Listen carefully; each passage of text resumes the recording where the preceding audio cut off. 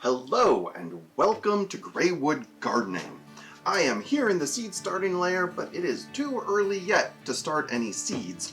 But what I can do is open up all of the packages of seeds that I ordered for this year and take a look at what it is I'm going to be planting. So we'll let the unboxing commence. I'm going to start with Johnny's seeds. Johnny's seeds is typically the bulk of the seeds that I order. Just about everything that I plant in the veggie garden comes from them.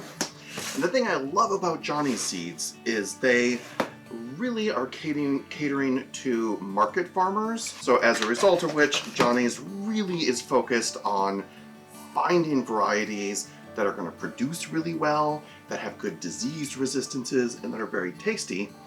And Johnny's is located in Maine, so I also like that all of their trial gardens are in a zone very similar to ours here in Zone 4, Minnesota.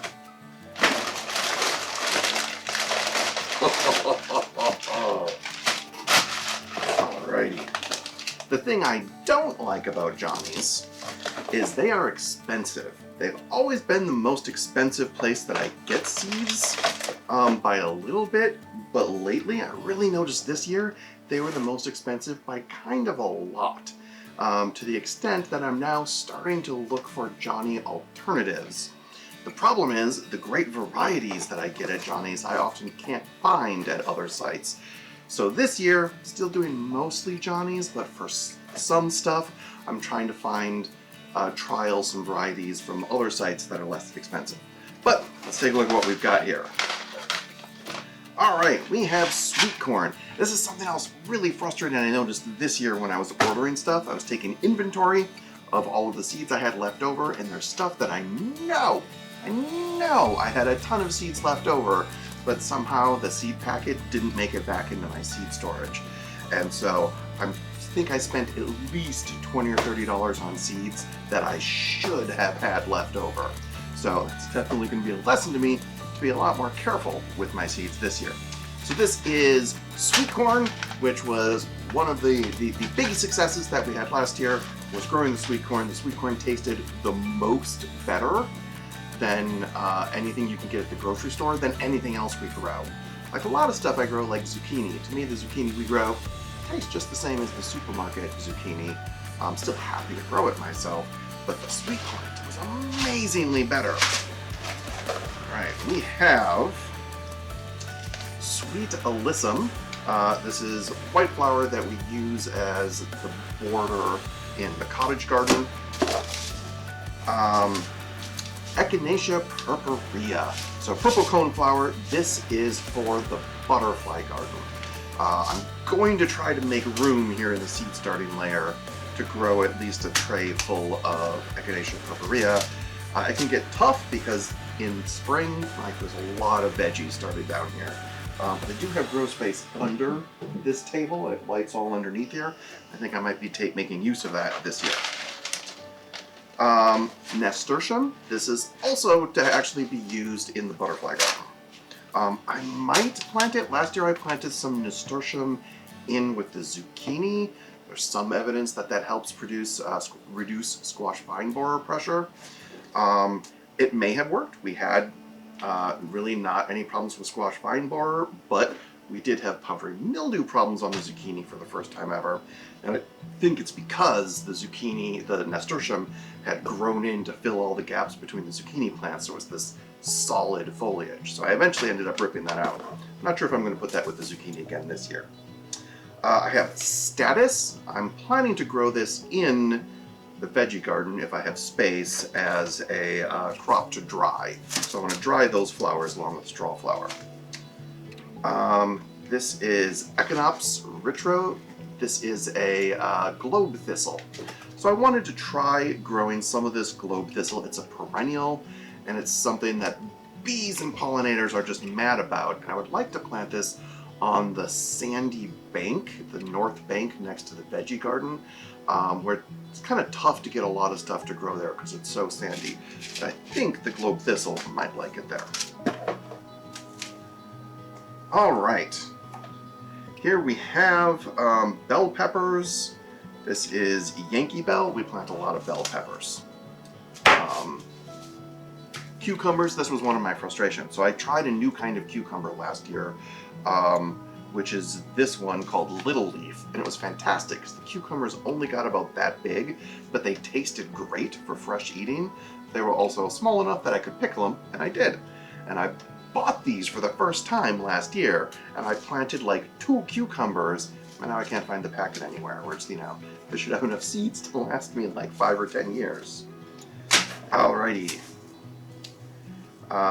Ooh, this is a new one. This is a tomato called Paisano. It's an F1 hybrid, but it is a Roma tomato. It's a different kind of Roma tomato than what I normally grow. So happy to try new tomatoes all the time. This is hot pepper. This is red flame. So this is my cayenne pepper that I had been using the same seed packet for several years and finally used the last of them up last year. Straw flower, the other flower that I'm going to grow in the veggie garden to be a dried flower. The idea is to use the straw flower, to use the status, and then to use some of the fall grasses to have a dried grass and flower Thanksgiving bouquet. So that's what I'm trying to grow with these guys. This is chamomile for making chamomile tea. So that's an herb. There's a different kind of status.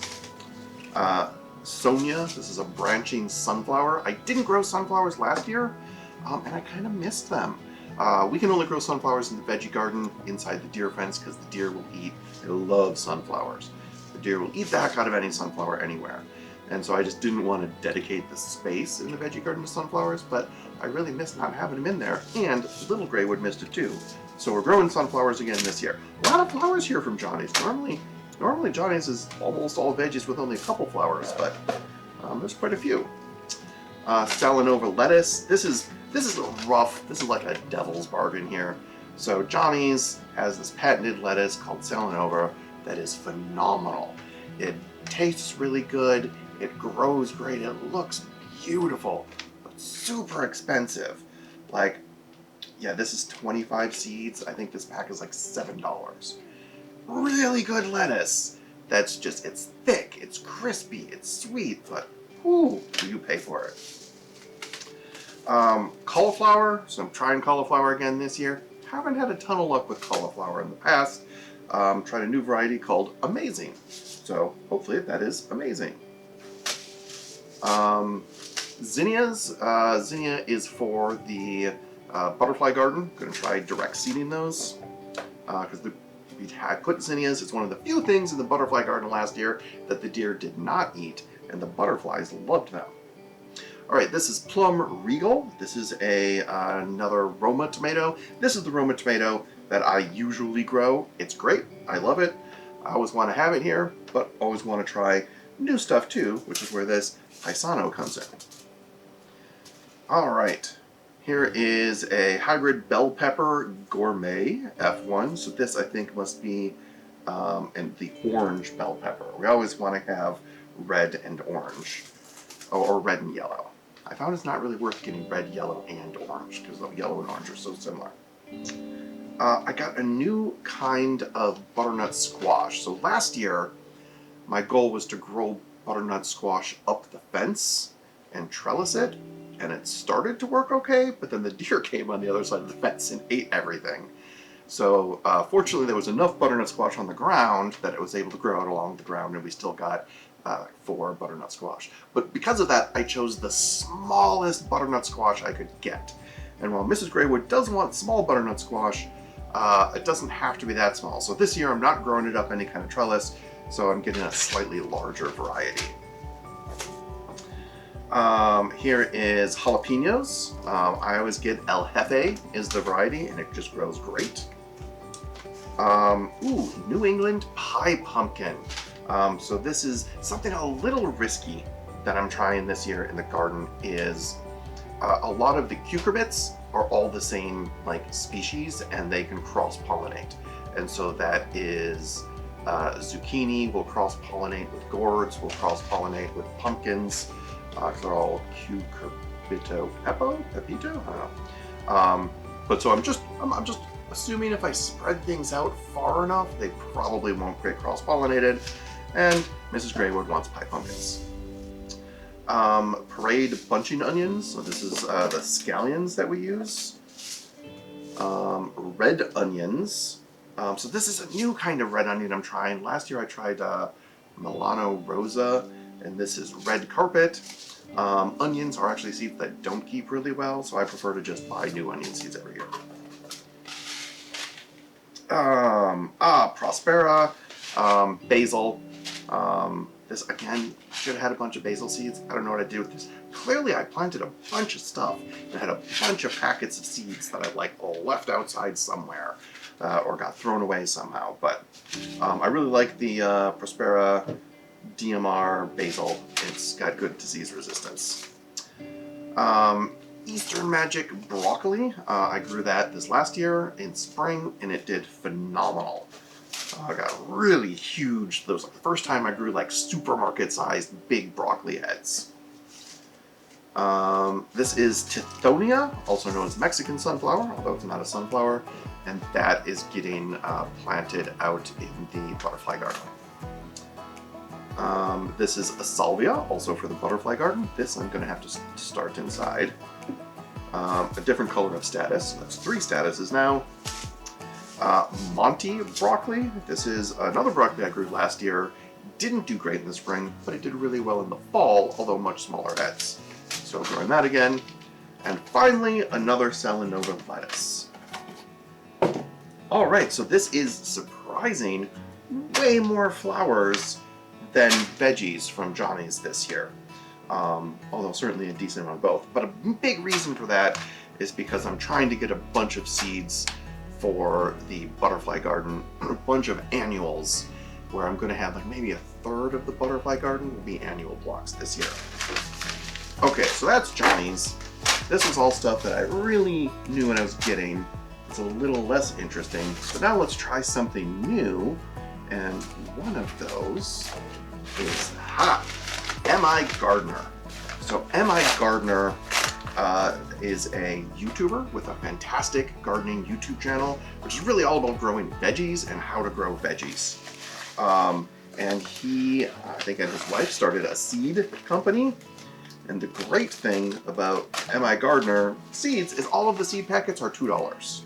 So this is one of my first big efforts to start moving away from Johnny's and finding an alternative, more affordable source of seeds. The downside of M.I. Gardener is the site does not have really a lot of information about the actual varieties that you're buying. Which, by the way, is another great thing about Johnny's. Johnny's site has phenomenal information about every single thing and the difference between the varieties, and I know what to expect. M.I. Gardener has a much smaller selection for almost every crop. I think they have a ton of tomatoes, so a much smaller selection for almost every crop and not a ton of information about the varieties. So it's a little bit of a crapshoot. I got a few different kinds of lettuces because, again, like Salanova lettuce from Johnny's is phenomenal, so expensive. So I've got something here called a Tango leaf lettuce, which is green. We have Lola Rosa leaf lettuce, which is a red one, and a prize head leaf lettuce, which is more of a, looks like it might be more of an oak leaf or a round leaf rather than like the crinkly lettuce. So some new lettuces to try, and I want to make sure I plant these side by side with the Salanova and see how they compare. Typically, my big concern with lettuce is how they handle the heat. Like how much heat can they take before they bolt and turn bitter. So I did get a yellow bell pepper, and this is just California Wonder. I remember years and years and years ago, I grew California Wonder peppers, and they seemed fine, and this is what you get from like the big box stores. Now that I've been gardening more seriously for a while, I want to try these out on a test basis and see if they really kind of hold up to some of the varieties I get from Johnny's. Although I should say, one of the varieties I got from Johnny's this year is an open pollinated variety, because Mrs. Graywood is annoyed at how ridiculously many bell peppers we grow, and they put very, like Johnny's puts like 20, 25 seeds in a packet. And we grow a ton of bell peppers. And so she actually wants to save the seeds. So testing an open pollinated variety. I got Jack B. Little pumpkin. These are like the little decorative gourd pumpkins. And Mrs. Graywood, I grew these 2 years ago. And it was great. It was cool. We got a ton of them. Didn't grow them last year because I just didn't want to spend the space on them. But both Mrs. Graywood and Little Graywood missed having the gourd pumpkins. So this year we're growing that up one of the cattle panel trellises. And finally, ooh, vintage wine tomato. So a fancy heirloom variety of tomato which has like stripes on it. It's like cool looking. So I always like to try a cool new slicing tomato every year, so that's it this year. So that is relatively modest experimentation this year from MI Gardener, but I do think that next year and the years after I'm going to try more and more varieties from MI Gardener, including herbs and broccoli and a lot of stuff that I grow a decent amount of, to try to limit the amount of stuff I have to get from Johnny's. All right. So let's look at this big package is Eden Brothers. So Eden Brothers has a lot of seeds. Like I think they're really known for their wildflower seed mixes. That's at least how I first knew them. All of the seeds in the wildflower meadow I got from various seed mixes from Eden Brothers. And now Eden Brothers kind of tends to be like my first backup seeds. If I can't get some certain kind of seed that I want somewhere else, I'll usually try Eden Brothers as the next choice. So let's see what I got. I got a huge thing here. Oh, this is a Cosmos wildflower seed mix. So what I thought I would do is scatter these Cosmos seeds around the wildflower meadow, which almost all the annuals in the wildflower meadow are gone, didn't come up last year. So they didn't do a great job of self-seeding, or they got outcompeted by the weeds and the perennials. The perennials were phenomenal last year, and biennials were phenomenal last year in the wildflower meadow. But I thought it would be nice to get some more seeds to spread out there, and I'm thinking I might do that in like February, March time, like actually get them out there while there's still snow down and let the snow sort of melt it down in. I'm guessing that's probably what these other big ones are. Zinnia seeds. Okay, so this is actually also for the butterfly garden. We have a different kind of zinnia. So I have a shorter zinnia and a taller zinnia. So I'll put the shorter one in front and the taller one in back. Like something to add. All right. Then we have poppy seeds, pepperbox poppy seeds. And I think these require stratification. So I either need to winter sow these or like spread them out like in February. But I think I was just gonna toss these. I don't actually remember what my intent was. And I think it might have just been to spread it out in the wildflower meadow. Or maybe I thought I was gonna put these, maybe I was gonna put them in that butterfly garden. I don't know, I'll have to figure that out. Scarlet sage, this is a annual for the butterfly garden. Tobacco seed, so this is Nicotiana, an annual for the butterfly garden. Super, super fragrant. I've wanted to grow these for a long time. Snapdragon seeds, I might winter sow these. This is also for the butterfly garden because snapdragons are a host plant for a butterfly whose name escapes me. Here's another kind of poppy seed. And here's clary sage seeds. So this is also another annual for the butterfly garden.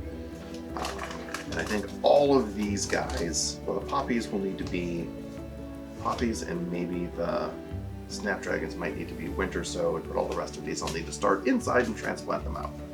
All right, so Eden Brothers this year, half wildflower meadow, half butterfly garden.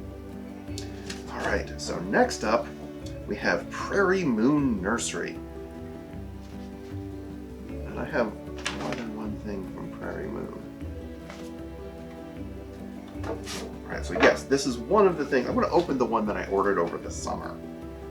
Because I don't remember what this is. So Prairie Moon Nursery specialized in native plants. and they're actually based here in Minnesota.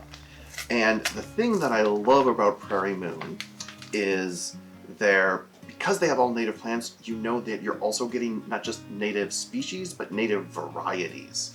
So you know you're getting actually the native plant that should be growing here.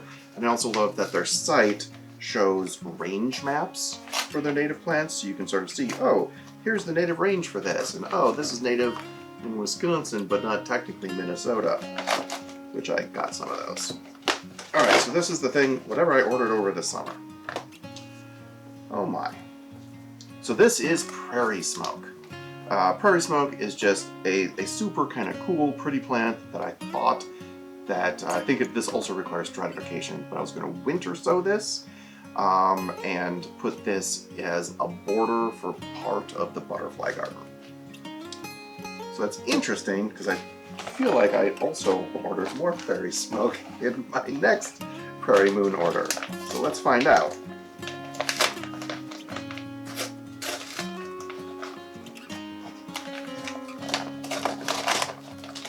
A lot of stuff going in the butterfly garden comes from Prairie Moon. Bunch of planting guides. Alrighty, let's see what we have. We have Curly Everlasting, which is a flower that is a host plant for the American Painted Lady caterpillar. And so this I think I was planning to winter sow because it also needs stratification and plant in the butterfly garden. We have Small Spike Balsam Nettle. So there's actually a few butterflies that use nettles as their host plant. And this is in the same family as the nettles. It is a host plant for the butterfly, but it does not sting you. So nettles that aren't stinging. And I also got the Prairie Smoke plant, not realizing that I had ordered it over the summer. So a ton of these seeds. Blue Sage, native plant for the butterfly garden. And this looks like, oh, this is an Eryngium. This is Rattlesnake Master, which is a host plant for, I think, the black swallowtail butterfly. I have like 5 of them, I think, in the butterfly garden that they took well. The deer did not eat them, and I decided that I want to fill out that clump, and so I figured I would just get some more seeds, and I would winter sow these as well, because I think they also require stratification, and sort of bulk out that section. All right, so this is from Select Seeds. I don't shop at Select Seeds very much, but I know other gardeners who love Select Seeds. And so for me, it's a place I go because I couldn't find what I was looking for elsewhere. So let's see what that was, because I sure don't remember. One thing. Globe Thistle. So this is another Echinops, which I actually ended up getting, I thought, a Globe Thistle from Johnny's. Oh, this is another thing I got over the summer. Yep, I got over the summer and apparently forgot I ordered, so I ordered it again. And final seed packet is Swallowtail Garden Seeds. Now I have never ordered from Swallowtail Garden Seeds before. In fact, I had not heard of them before. But there was something I couldn't get anywhere else, and I don't remember what it is, and they had it, so I figured, hey, let's try out a new seed company. Let's see what we have. Oh, Cleome.